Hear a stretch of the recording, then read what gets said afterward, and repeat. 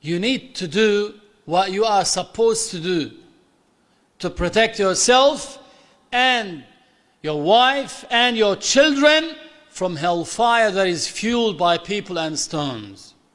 If you don't do this, you don't love your wife. You don't love your children. If you don't do that, that means you don't love them. Loving your wife is not as some people may think.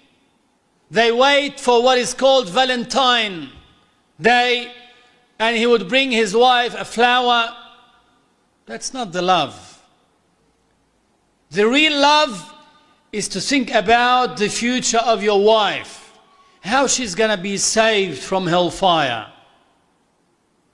I need to teach her the obligatory knowledge.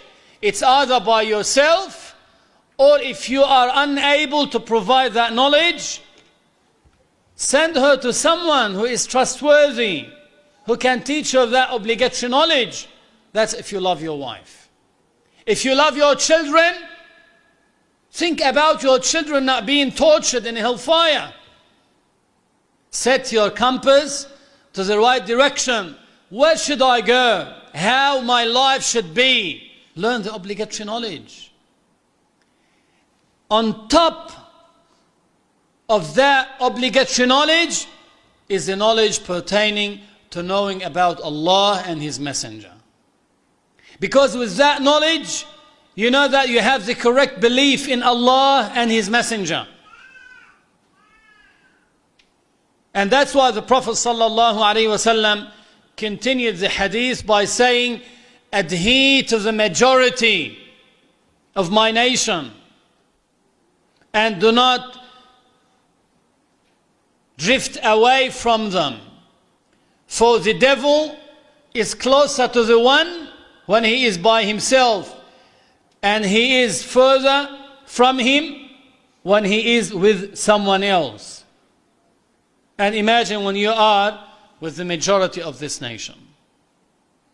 Stay with those who would bring you closer to religion. Do not be close to the ones who would drift you away from religion. Those who would tell you to spend time in matters that would not benefit you in your grave and in the hereafter. Those do not love you. I always mention this. They say, this is my best friend. And if you ask him these questions, has he ever told you to pray? He would say, no. Has he ever told you to go to a religious session where you can learn about your religion? He would say, no. Has he ever warned you against committing the haram, the sins? He would say, no. This is not a friend. The friend is the one that directs you, reminds you that you need to perform the obligations to avoid the sins.